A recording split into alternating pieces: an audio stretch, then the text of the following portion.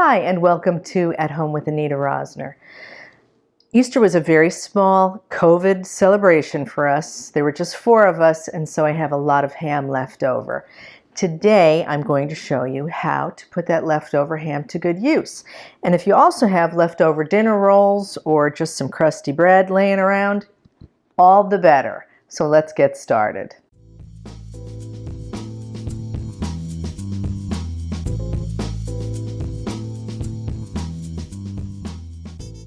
My oven is preheating at 375, and I have coated a baking dish with nonstick spray. So I'm going to put the recipe down in the description, but here I have, I think, 3 to 4 pieces of slightly stale crusty bread. We're just going to pour that in, and we'll set this aside. Into 2 cups of milk, I'm going to add 1/4 teaspoon of dried thyme and 1 tablespoon of Dijon mustard. And we'll just whisk these together. In the bowl, we'll crack 4 eggs. We'll just beat our eggs. We'll add a little salt, just a pinch because the ham is salty already, and a little pepper. And we'll just pour in the milk. I've got about 1/2 pound of cooked ham that I diced. And I have 4 ounces of shredded cheddar cheese. You can use cheddar or gruyere, they're both really good. We are adding about 1/2 of this to the egg mixture.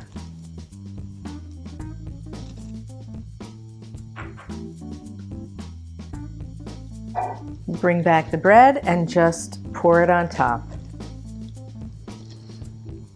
You want to make sure that the bread is submerged under the milk and eggs.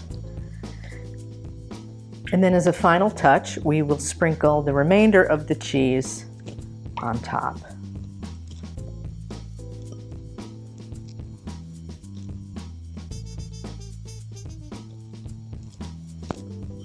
So we're just going to let this sit for about 20 minutes. Make sure the bread soaks up a lot of that moisture, and then we'll pop it in the oven.